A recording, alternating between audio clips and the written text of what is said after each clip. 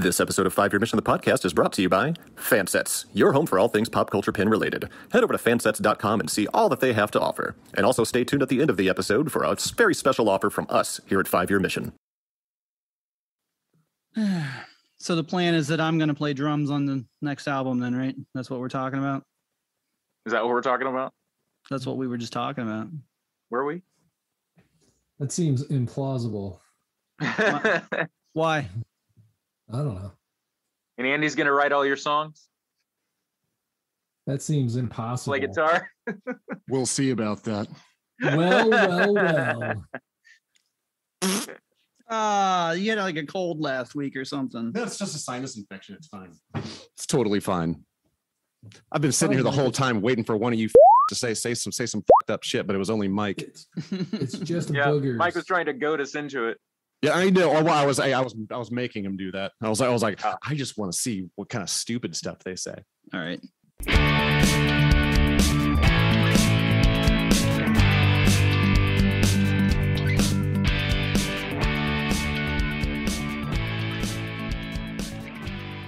Welcome to 5 Year Mission, the podcast, the only podcast hosted by a band called 5 Year Mission. Tonight, we are going to continue our What Are Little Songs Made Of series. And I am Andy Fark. I am joined by, in person, Mike Rittenhouse to my left here. Mike Rittenhouse. I'm also joined by Mr. Chris Spurgeon over in his Zoom room there. Oh, that was audible. Thanks, Chris. And on the bottom of the screen there in his own Zoom room, in our practice space, in his basement, Patrick O'Connor, ladies and gentlemen. I'm Patrick. I think that's been established. Just confirming. Okay. I mean, I was making sure that nothing has changed. Oh, we can hear you. Hear me? Okay. I can totally hear you, but the thing you said after I said your name just went. Oh, good. Okay, good. All right. Yeah. So you can hear me, but it's unintelligible. Is that what you're trying to say? Pretty much. I think yes. as long as somebody else isn't talking, we can hear you. But if somebody else is talking, it just sounds like random noises. Okay, so when I'm talking, no one else talk. I think we've ruled. Great. That means I have to talk over Chris all night now. Well, actually, that would make my editing job harder. So I'm not going to do that. Anyway, You do what you want there, Andy. I will do what I want.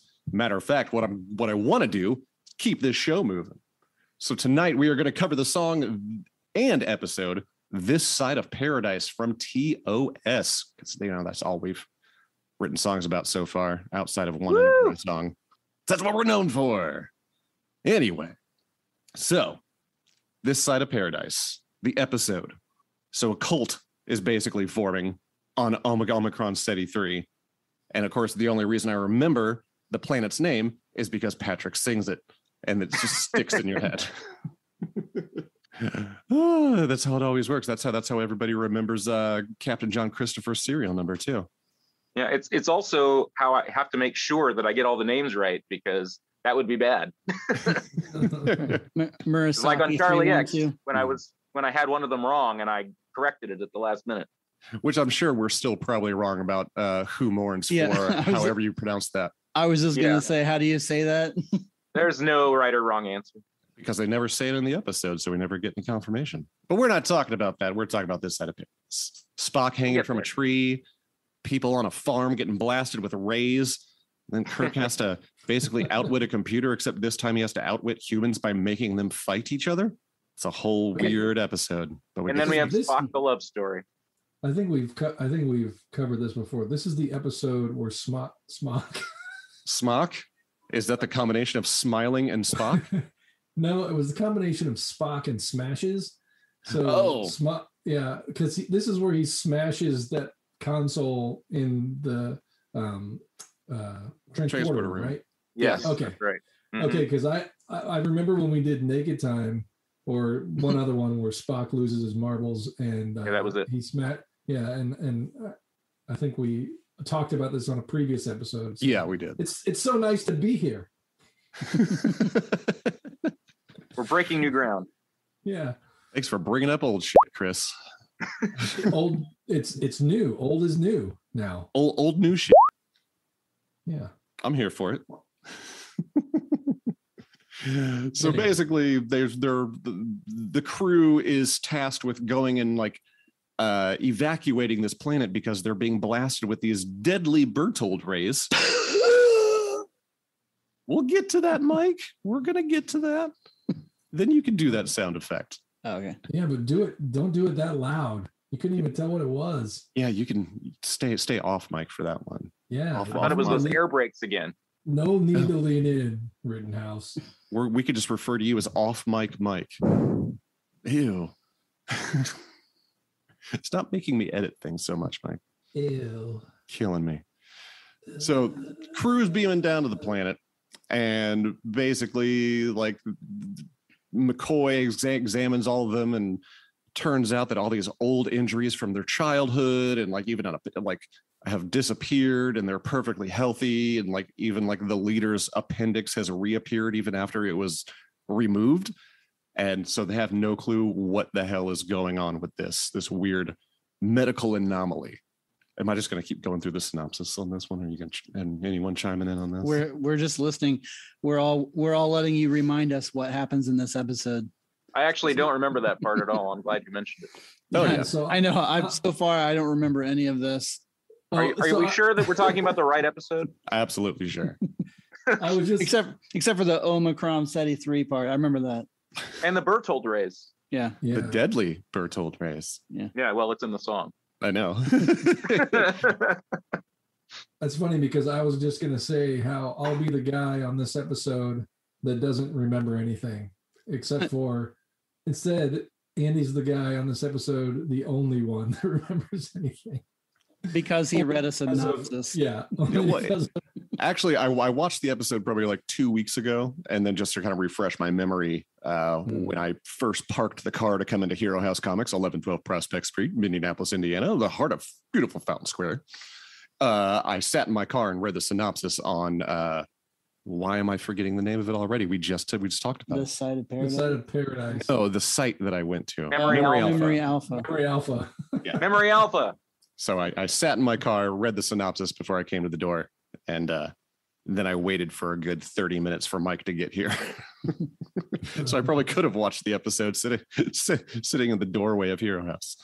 I remember the last time remember when we did this song, when we made the song. That's the last time I watched this episode. Wow. 9 years ago. So it's been a while. Yeah. 9 years ago. 10. Was it 9 years? Actually, 10 now. 10 years ago. Yeah, you're right. Yeah. Oh yeah, I guess. Sorry, I keep forgetting that we lost a year. Yeah, because we got together, played our first show, and then 3 months later we released year one in November. And we already had a lot of year 2 written at that point. Yeah, I guess that's right.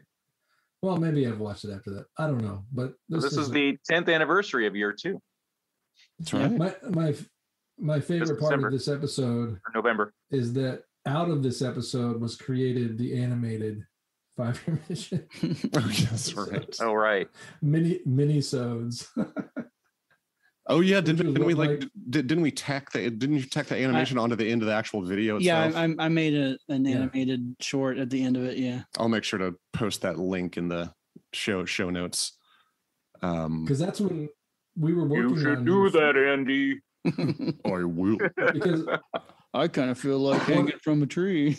yeah, year 1 and 2 had gone like, right after the other, and we were rolling into a year and a half for year 3, and Mike, we got to get this done, and that's where that little short came from, because I think that was we're just taking too long, but that was fun.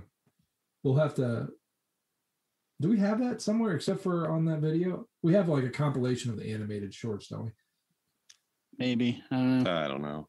They're all on YouTube still. Mm-hmm. Yeah. So go look on YouTube. YouTube.com/5-year mission. Smash that subscribe button. Smash. I had to talk like a YouTuber for a second. Oh, good job. Good work. Down there in the corner. So anyway, they go down to the planet, tell everybody they have to leave, and they're like, "No, we're perfectly healthy, dude. We're fine." And then Bones does his all examination. He's like, "He's right. Don't know how." And then Spot gets shot with the plant, Do the noise.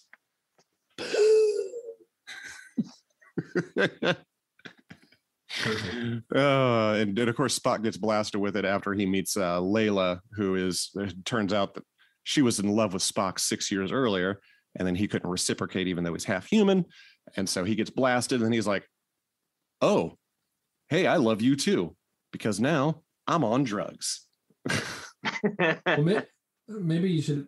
There's a flower on the planet. Yeah.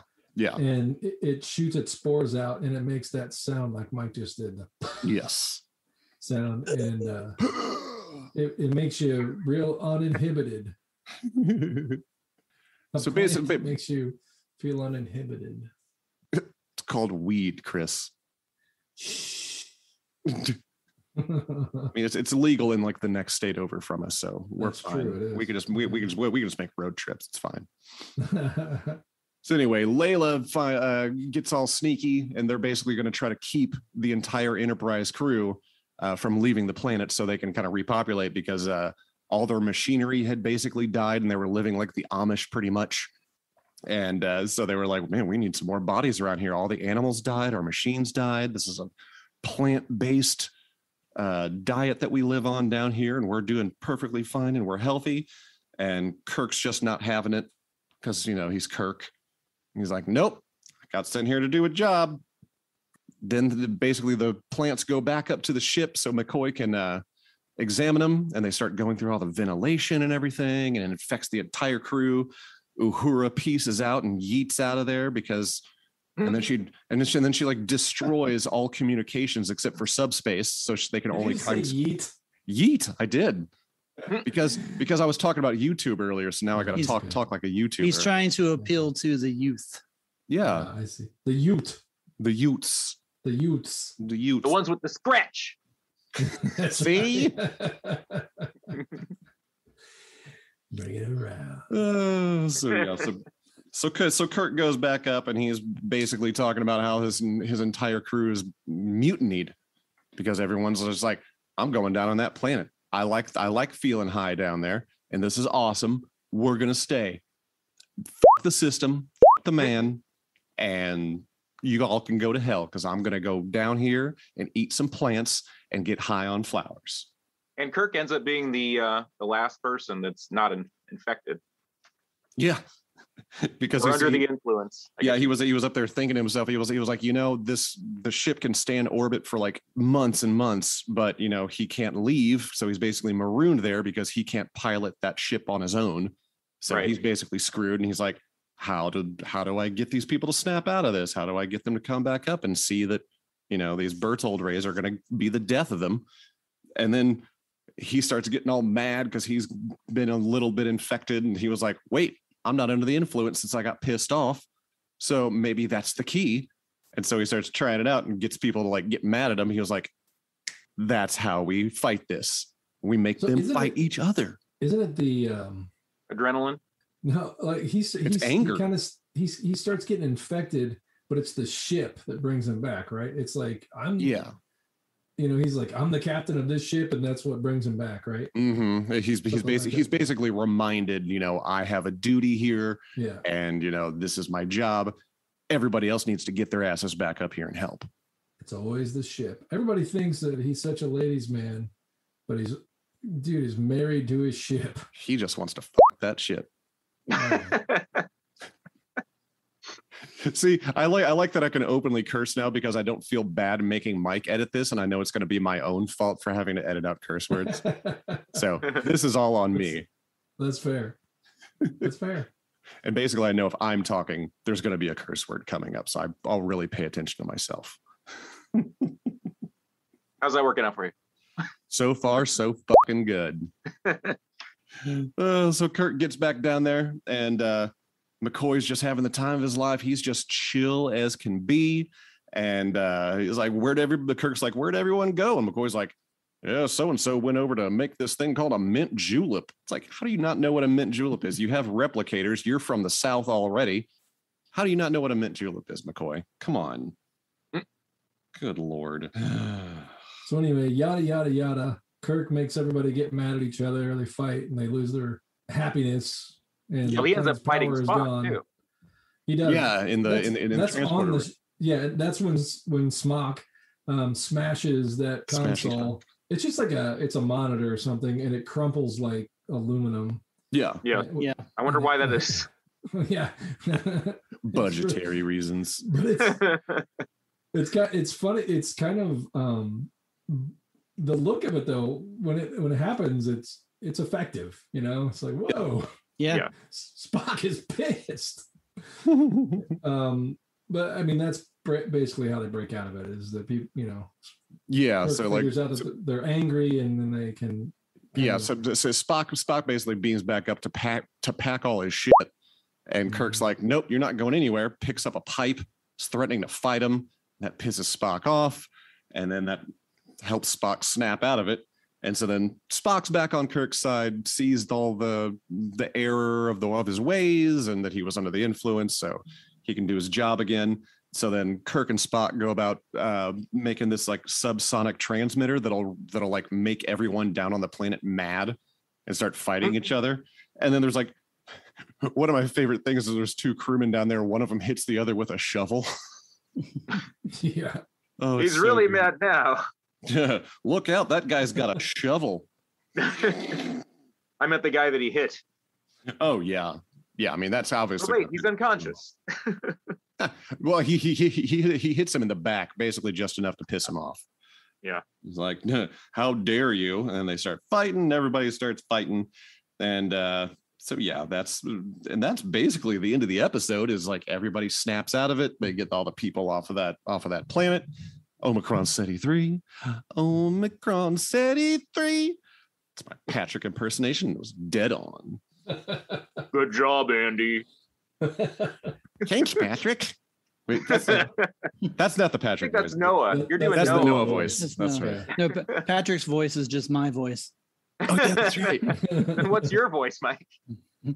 My voice is kind of like a valley girl. Oh, guys. No, that's fair.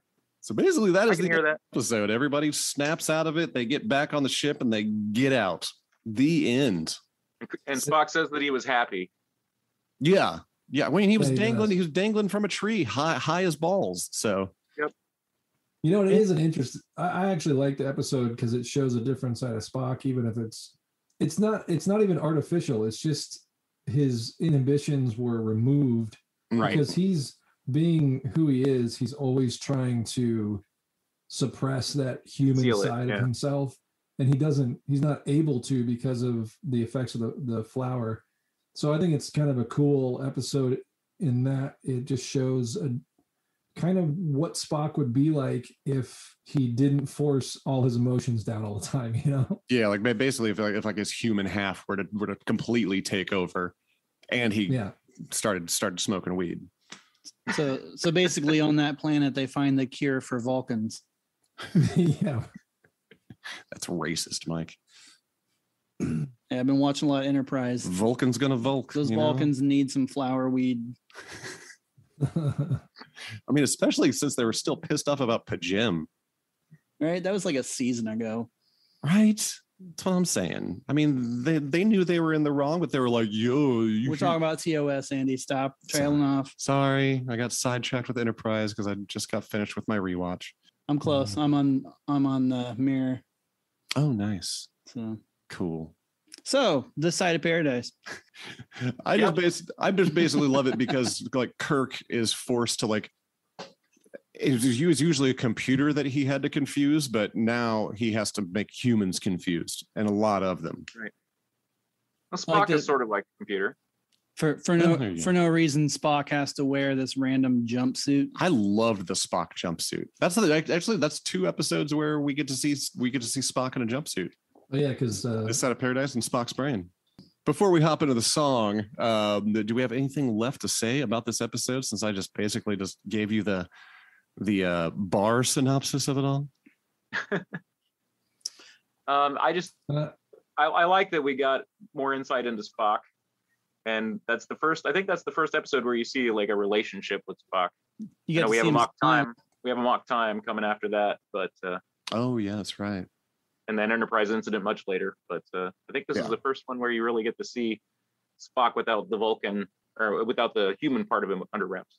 There you go. And I think it's a decent episode anyway, for two reasons. One, we also get to see, instead of trying to outsmart a computer, Kirk has to outsmart humans in like an artificial situation that he has to fit, that has to kind of overcome. But also just the idea in and of itself, it's a pretty good idea, that there's these rays that heal you, but they actually end up killing you. And then there's something that compels you to stay in this place that will kill you. Mm-hmm. And there's no way that you can leave. You have to, someone has to come in from the outside and, figure out what's going on and help you get out. So I mean, it's a good story conceptually, I think. And yeah, because they were like episode. They were marooned on that planet, like the actual like inhabitants that they went there to rescue, basically.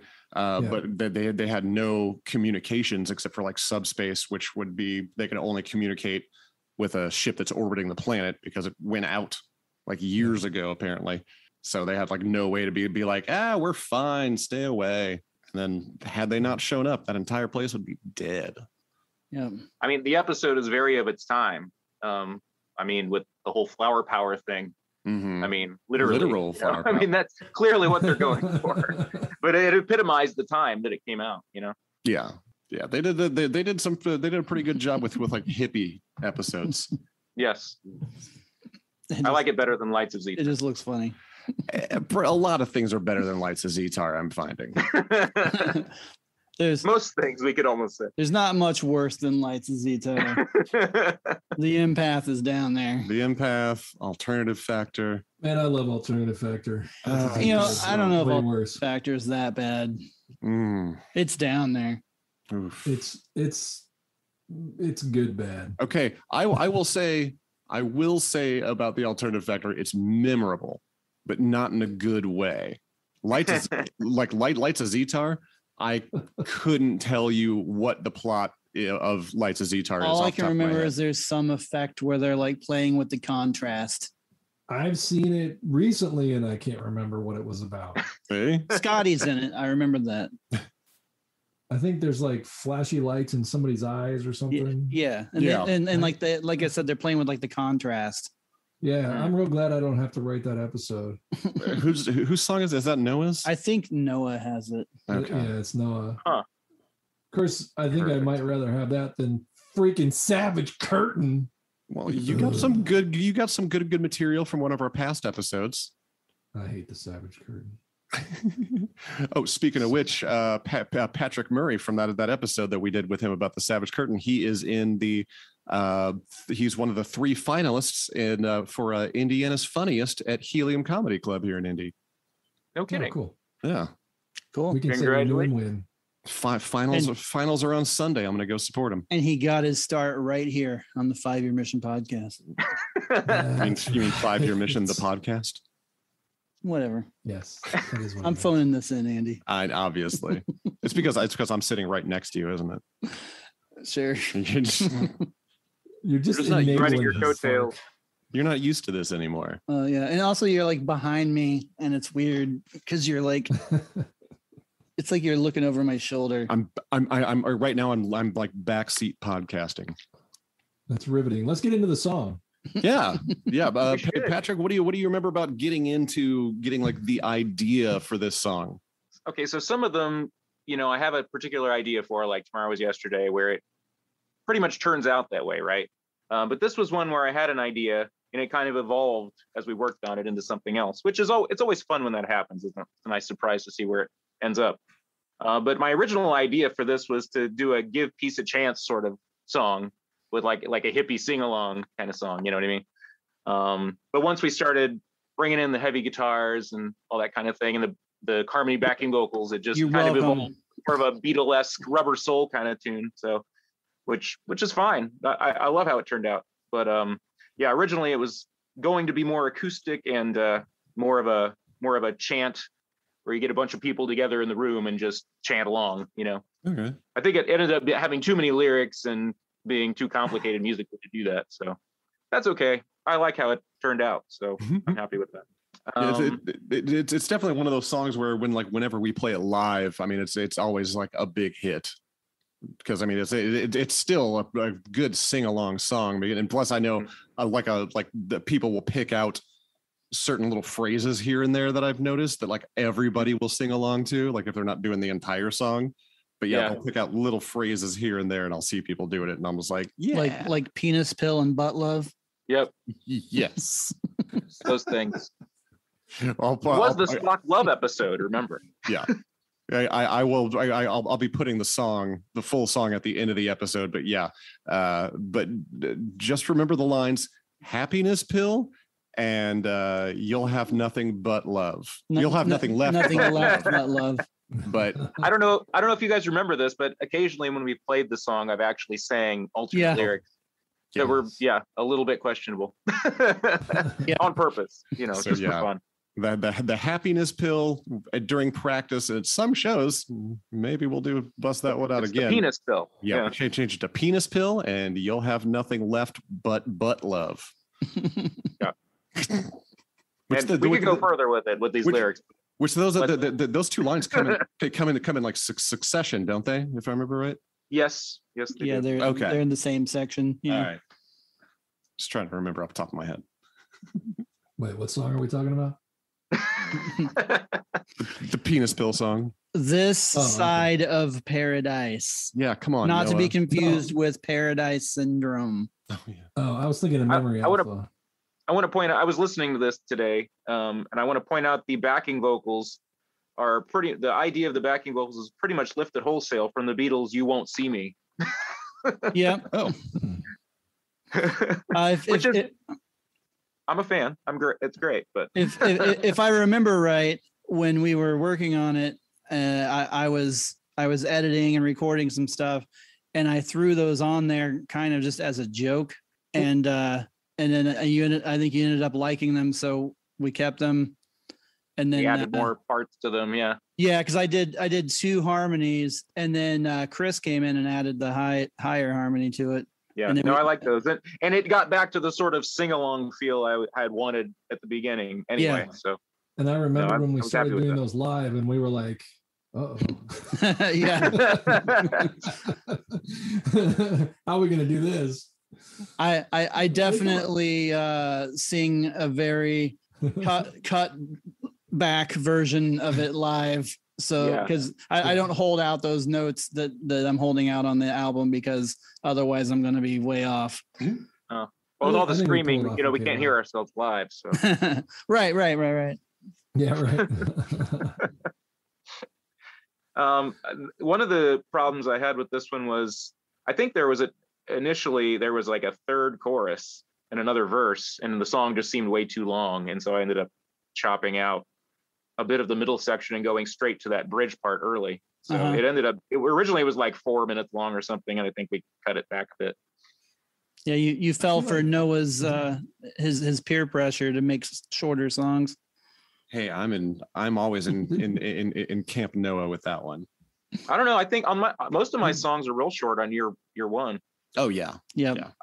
I think with year two, it's, if I remember correctly, with year two, like the first time around, you're just kind of figuring out what you're making and what the band sounds like, and what works. And then when you get to the second one, then we just decided, let's go for broke and stretch out and do some crazy things and experiment more. And and this song was actually the one, ironically, I think of my songs on this album where we actually experimented the least. This was kind of the more straight ahead pop song of the batch. No, we did get a little bit, I think a little bit experimental with it. I mean, it's not anything like any of the songs on year one. No, exactly. So, I mean, it's definitely getting into a new area musically, even if it's not very experimental. Well, it was experimental for us at the time, I guess you could say. Yeah. Well, I mean, you also have to think with year two. I mean, like speaking of experimental, I think Chris just went all like balls out on like, I'm not doing any of my songs to make them sound anything like each other. Yeah. Because year two, Chris had Squire of Gothos, Court Martial, Space Seed, and City on the Edge Forever. And those are four very different songs from each other. So, Yeah. I would say out of the four of you guys doing the songwriting for year two, I think Chris definitely took the experimental route with switching things up. But I my think that was songs my kicked the that was most my ass, goal. right? Well, literally, You see what I did there? literally because Arena's on. Did this you see what I did? album. Did you see it? I know, which is why I said Yeah. the word I arena, saw it. Mike. I think I kind of split the difference. on this. Like I did a couple more straight ahead songs and a couple more experimental songs. Yeah. I think Yeah. your song immediately following this one is probably the most experimental song, not Yeah. only on year two, To but date. possibly in all of our catalog. Yeah. Well, besides like mainframe, Office Box Brain. iMorg was pretty interesting, Yeah, different from what I usually do. I would say Yeah. that's probably your Xbox most Brain. your most out there song. Mhm. So Yeah. anyway, this side of paradise. Inside to Paradise. Back to you too. We could This talk about song- ourselves for hours. We're interested. This song lent itself really. The keys on this were just like came pretty easily, as I recall. And this was one I'd done on year one, especially. I'd done a lot of just like holding some, organ chords, doing that kind of thing, just kind of filling the space. But this song has a much more, distinctive, moving key part, and I wanted to start doing that, and I did it on a couple other songs, but this one, it really stands out, I think, where you can actually hear. I think it's more up in the mix than the keys usually are, as more of a presence than in a lot of songs. So I was this is always a fun one to play for me. Yeah, the keys on this one are what I would describe as twinkly. A little bit, yeah. Yeah, because I mean, it has that simple piano sound and everything, but yeah, you're definitely getting in there, doing some little flourishes here and there, and It's again, supposed to like you said, sound. It's supposed to sound simple and fun, just kind of dancey, I guess. Well, I Dancing almost got along like the a top whole of like this song. to bring it back to the Beatles thing that like Patrick was talking about, those backing vocals and the original intent of the song. I kind of got like an Obladi vibe off of the keys, Mhm. bouncy and pretty. The bass kind of does that too a little bit. Yeah, this I think this kind of marked the beginning of Mike writing complicated bass parts. I didn't play the bass on this song. I know, but you probably recorded the bass though, didn't you? Actually, what I was about to say, I was about to say, I think that Noah actually played his own instrument on this recording. What? Yeah, But he's not here to talk about it. I know. He's not here to defend And himself. and he wrote that part too. He still plays it to this day. When we play the song, he'll pull it out and remember it and play it the right way. And I would say the bass line is probably also a standout part, because this is, I don't always, if I don't play the bass, I don't always remember the bass part. You tend to think of the melody, and the bass doesn't always follow the melody. But this is one that actually I tend to remember. I just, I think about the song and I remember the bass line. it's very So I think bouncy. Noah did a pretty good job. It is bouncy. Yeah, it's very effective for the song. Bouncy keys, bouncy bass, bouncy vocals, A little bit of twinkle. a little bit twinkle. You always have to have a little Keys bit of don't- twinkle. Don't really bounce. I will say though that when we first started playing this, playing the keys and singing my parts at the same time were a challenge, because playing guitar and singing is one thing, but playing keys and singing is entirely another, because I have to actually look at my hands when playing keys, Yeah. because guitar is just something that I've been doing for a lot longer. And so, a lot of times I'm just kind of like, chin on my chest, looking down, trying to lean over and sing into the microphone at the same time. La la la. Yeah. La la la. But if you don't do Well, I it, mean- then it's just Mike singing the backing vocals by himself. Yeah. Exactly. So you can't leave it out. Well, and I do the backup vocals on the chorus too. So it's Right. not Oh yeah. And I'm, bridge. my hands are moving around and I just have to. Oh Yeah, I really love that little high So part on the there's a lot bridge. of there's a lot of singing vocals on here that I do while I'm playing, and I just had to get used to that. Which I know from other songs too. That's kind of your thing if you're on keys, because I know you're always like, wait, I got to figure out how to do this and backing vocals at the same time. So I know there's been a few songs where like you've actually like switched up what you're doing vocally because it's just like weird to do the keys and that vocal with it. Yeah. Well, usually it'll be opposite, because generally speaking, the keys add, the keys add something, but let's face it, the keys are usually in the background, and the prominent instruments are things like the guitar and the bass and the drums. Yeah. And so the keys just add a little bit of flavor, some padding in the background. So usually what I'll do is, if it's too difficult for me to sing and play at the same time, I'll simple up the key part and make sure that I can get the vocal out, because we have a recording of it. I work really hard to get the keys sounding, Mike can attest to this. We'll be in there recording keys. I'm like, let's do this and let's do this, and, make some layers and, or piece them together so it sounds good or the way I want it to sound. And,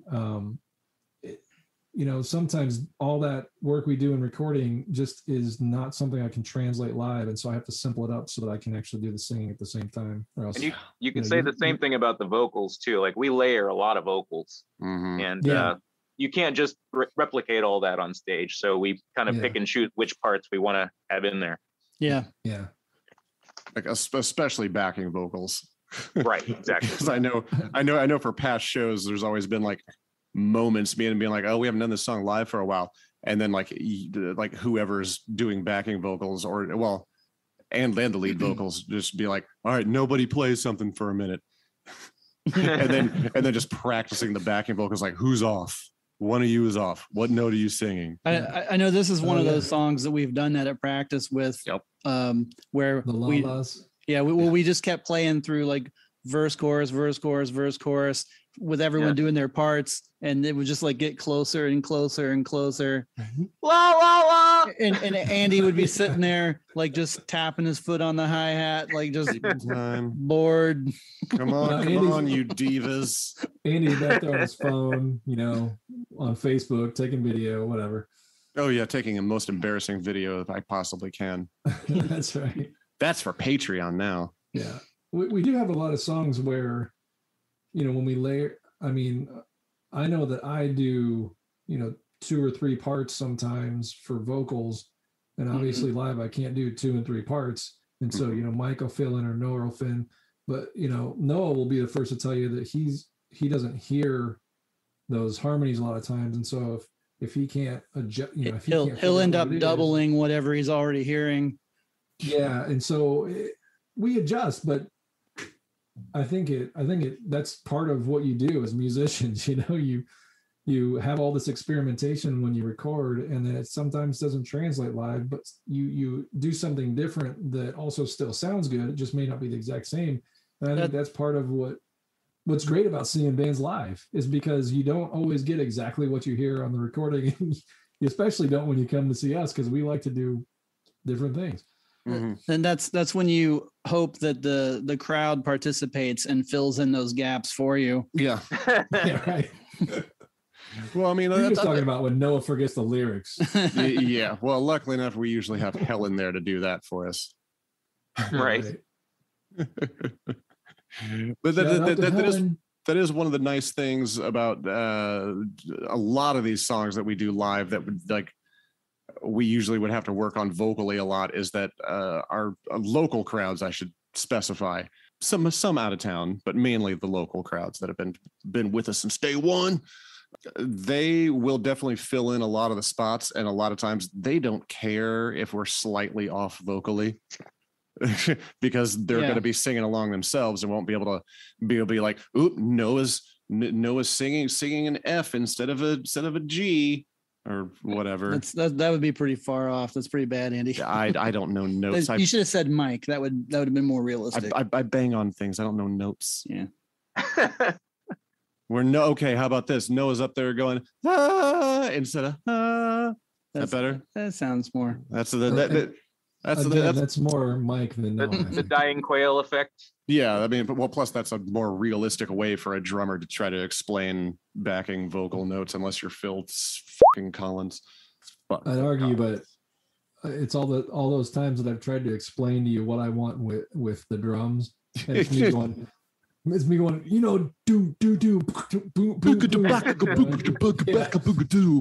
you're like, what is wrong with you? Although I think I do a pretty good job translating. You're just not good at listening. I don't speak Chris. That's your problem. Where's Hoshi when you need her? She can translate. This is TOS, not Enterprise. Just let me have my things, Mike. I've had a rough day. So sometimes when we're recording songs and I don't have a specific part written, like if I'm just playing chords, sometimes I'll experiment and I'll just like let the song keep playing and just like keep making stuff up, like little lead parts or whatever. And this is one of those songs that kind of benefited from that, because on those little in between parts that come like right before the choruses or whatever, it's like not quite those notes, but that was pretty close. That was really close. It's close. I remember sitting in Noah's house and just like playing that over and over like 50 times, and I came up with all of these crazy little bits that went in there, and I ended up using 3 different ones on the album. The funny thing is I got them all recorded and on there, and they're great, and I can't remember how to play any of them because because it was so many different things. I was like, I don't even know what I did there, but it sounds cool. So I come up with stuff live every time that's kind of in the ballpark of that, but it's never quite exactly what I did. But the other thing regarding those little bits is also when we were working on track 16. Oh yeah.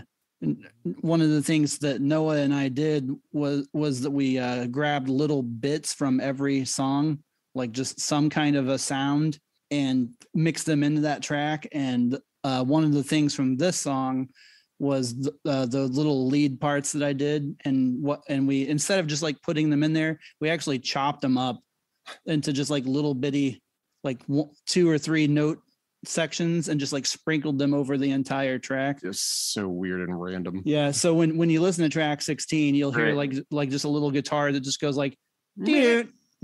And it's just like part some of them are backwards too, right? Or slowed way down. Actually, yeah, I think so. We did a lot of screwing around on that. Yeah. But yeah, when you hear those are from this song.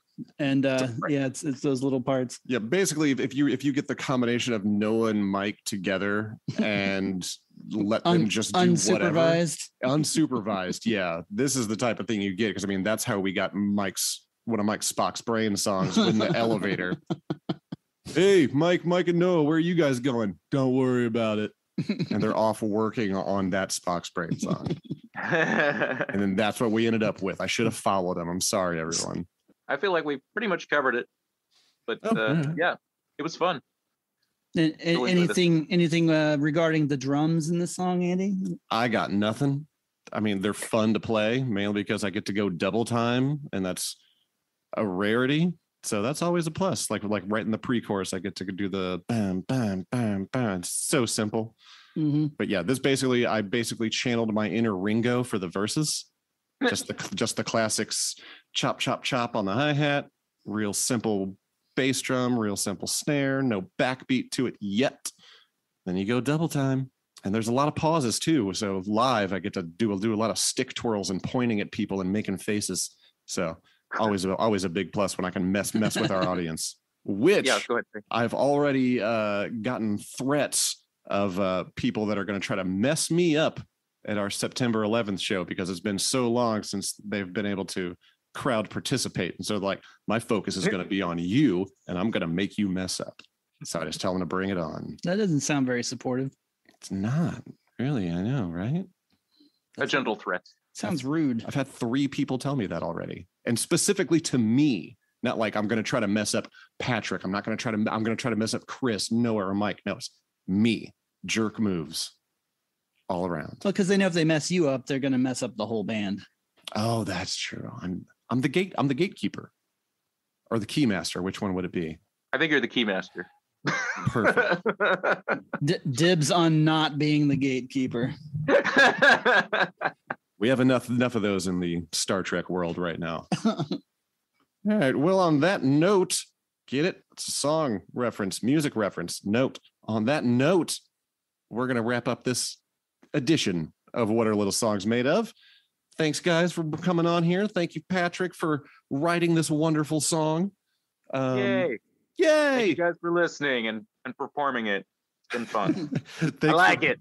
Thanks for playing my musical genius. That was Patrick saying that, not me. So, What do you mean by that, Andy? I don't know. I think I'm gonna go hang from a tree. 5 years, 10. What's the difference? All right. Thanks for joining us, everyone. We'll catch you on the next episode. Stay tuned for a little outro thing with ads, and we'll name some Patreon producers and all that. So put it on now.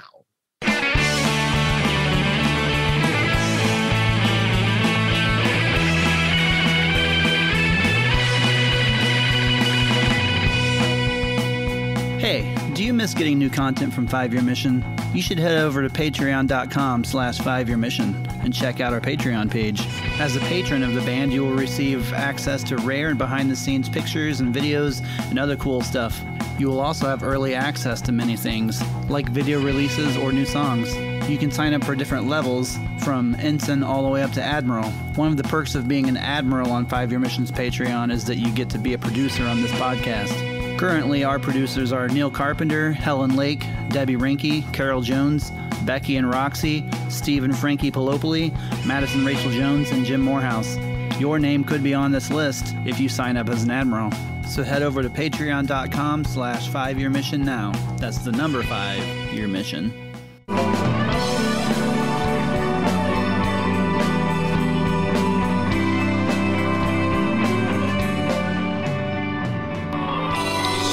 Fansets.com. Oh my goodness gracious. What can I say about Fansets.com that hasn't already been said a million times on our podcast?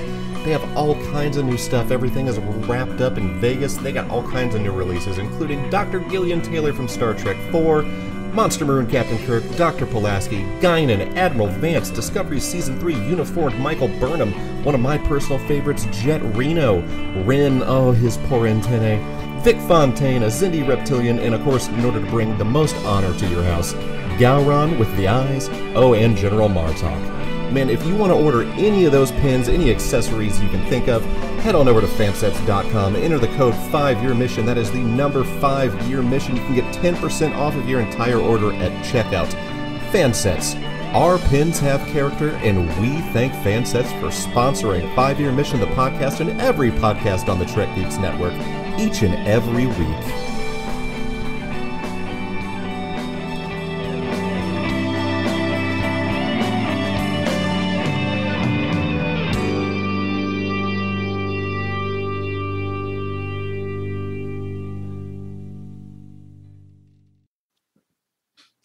We really got to work on that new drummer. Don't kid yourself. I know, man. All right, he's gone. Can we get somebody funny this time? At least. And Andy's talking to somebody outside.